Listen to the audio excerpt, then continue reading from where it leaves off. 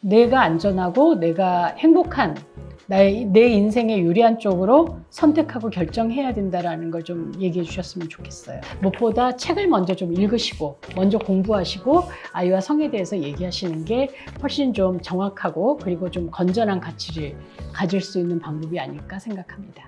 자, 다음 질문은 뭘까요? 초등학교 남자아이를 키우고 있습니다. 또래 친구들은 이미 2차 성징이 시작되었지만 제 아이는 아직인데요.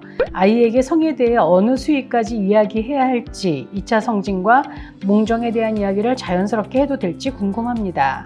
남자아이들한테 나타나는 2차 성징은 여드름, 변성기, 그리고 수염, 그리고 음모 뭐 이런 것들일 거예요. 그렇죠? 그리고 여자아이들도 마찬가지지만 여드름, 그리고 가슴이 좀 나오기 시작하죠. 그래서 가슴 뭉무리가 지고 그리고 가슴 만지면 아파하고 초경을 하고 아이들의 감정 기복이 많아진다든지 이런 걸 보고 2차 성징을 겪고 있구나라고 생각을 하실 수 있을 텐데요. 만약 친구들이 2차 성징을 겪으면 지들끼리 분명히 얘기할 겁니다. 그리고 이제 몽정에 대한 것도 남자아이의 2차 성징만 이야기할 필요는 없고 사실은 그거보다는 더 충분하게 남자와 여자아이의 2차 성징에 대해서 충분하게 얘기해 주시는 게 더 좋다고 생각해요. 그래서 상대에 대한 배려를 끌어내려면 상대가 어떤 그 변화를 겪고 있는지에 대해서 아는 것이 그 배려의 기본이 될 수가 있기 때문에 이런 얘기를 좀 해줄 필요가 있고 여자아이들한테도 그 남자아이들이 사정하는 것, 변성기 이런 것들에 대해서 좀 알려주는 것이 좋을 것 같아요. 파라님도 성에 대한 어느 수위까지 이야기를 해야 좋으냐 이렇게 또 물어보셨는데요. 이 수위가 높다 낮다 혹은 뭐 어느 깊이까지 이렇게 생각하시는 게 다 보면 그 성행위의 어떤 단계에 대한 이야기실 것 같아요. 그런데 초등학교 5학년이면 아마 저는 얘는 포르노 같은 거 봤을 거라고 생각을 합니다.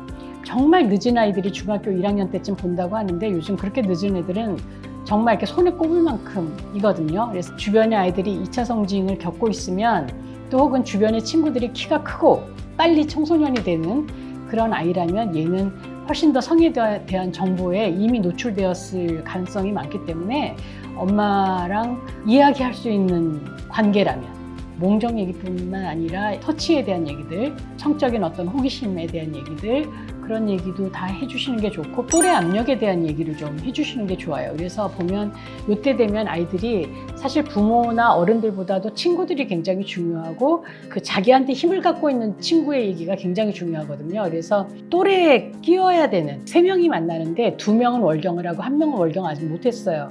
그러면 어땠어요? 2명 월경하는 애들이 월경 안 하는 애를 아주 애기 취급을 해요.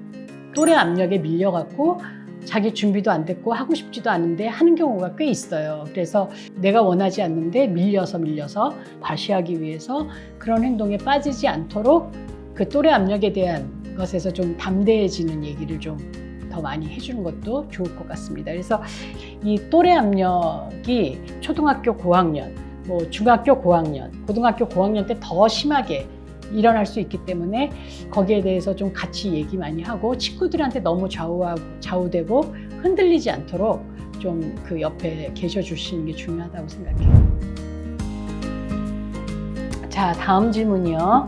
저는 4명의 조카를 둔 이모입니다. 어린 조카들을 목욕시킬 때 생식기에 정확한 명칭을 언급하지 않고 소중이라는 말로 얼버무리게 되더라고요. 지금이라도 조카들과 몸에 대해 이야기할 때 정확한 명칭을 쓰는 게 좋을까요? 눈높이에서 잘 설명해 줄 수 있는 방법이 있는지 궁금합니다. 사실 우리들이 부르는 성기의 이름이 좀 어렵기는 해요. 그럼에도 불구하고 소중이라는 말보다는 정확하게 명칭을 불러줘야 되는 이유는 언어라는 게 소통하는 도구이기 때문에 그래요. 그래서 아이가 상대하고 소통이 되는 언어를 쓰는 게 좋다라는 거죠. 아이가 소중이라고 그러면 대체로 그냥 얼핏 알아듣기는 하겠지만 어디를 얘기하는 건지 모르고 아이가 병원에 가거나 교사하고 얘기를 하거나 부모하고 얘기를 하거나 경찰하고 얘기를 할 때 피해 정도라든지 겪은 경험에 대해서 이야기할 수 있는 걸 생각하면 정확한 명칭을 알려주는 게 좋고요. 또 정확한 명칭을 알아야만 거기에 왜 군더더기가 붙지 않아요. 그러니까 어떤 가치인 거죠. 성기에 대한 어떤 쑥스러움, 민망함, 뭐 이런 것들이 붙지 않는 거죠. 그래서 어떻게 소중이라고 얘기하지만 그 사실은 거시기를 조금 고급스럽게 말하는 거나 똑같아요. 그렇지 않아요?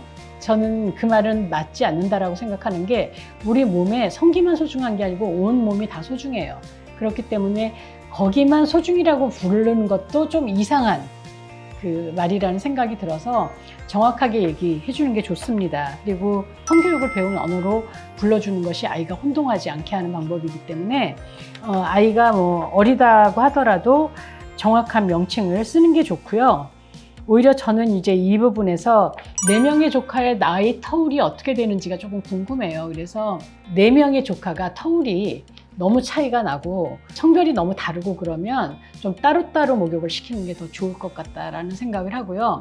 아이를 목욕시킬 때 이모는 반드시 옷을 입고 계셔야 된다는 거. 동성일 때는 괜찮은데 이성이고 그 아이가 성에 대해서 약간 좀 호기심을 가질 때고 그럴 때 양육자의 몸이 성교육 교재로 쓰이는 건 별로 좋지 않다라는 거죠. 그래서 아이가 정말 몸에 대해서 궁금하면 이런 성교육 교재라든지 이렇게 보여주시는 건 괜찮은데 자신의 몸을 가지고 이렇게 왜 설명하는 건 별로 좋은 방법이 아닐 수 있어요. 그래서 또 남매들 목욕시킬 때도 얘네들이 서로 이렇게 다르다라는 걸 좀 알게 됐으면 따로 목욕을 시키는 게 좋아요. 그래서 이제 같이 욕조에서 놀 때는 수영복을 입고 놀더라도 샤워하고 마지막 시킬 때는 한 아이씩 따로따로 목욕을 시키는 것을 권합니다.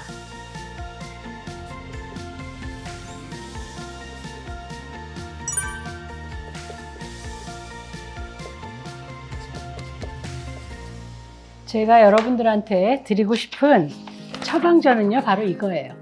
성은 사람 사는 이야기라는 거죠. 가장 기본은 뭐냐면 성이라는 게 자꾸 부끄럽고 민망하고 쑥스럽고 말하기 힘든 거라는 생각이 이렇게 밑에 깔려 있는 거예요. 우리가 어떻게 살아가느냐에 대한 생활교육입니다. 그래서 좀 더 편한 마음으로 어떻게 하면 이 아이가 자기 몸과 마음과 관계를 잘 관리하고 건강하고 행복한 성인으로, 어른으로 자라갈 수 있는지에 대한 교육을 해주시는 게 성교육이기 때문에 걱정하지 마시고 겁내지 마시고 자연스럽게 아이들과 이야기로 풀어가셨으면 좋겠습니다. 자, 몸, 마음, 처방전까지 이제 해봤는데요. 사연을 주셨던 분들 말고도 비슷한 궁금증을 가지셨던 모든 분들에게 속 시원한 해답이 되셨는지 궁금합니다. 더 다양하고 자세한 내용은 배정원 교수의 10대를 위한 자존감 성교육에 정말 꼼꼼하게 써 있습니다. 그래서 제가 이 책을 쓸 때 아이들이 언제라도 성에 대해서 궁금하면 이렇게 꺼내볼 수 있는 게 아주 꼼꼼하게 거의 정말 교과서처럼 썼습니다. 그래서 이 책을 먼저 읽어보시면 성에 대해서 좀 더 쉽게 말할 수 있다는 자신감이 생기실 거라고 생각합니다. 자, 지금까지 성교육 전문가 배정원이었습니다. 감사합니다.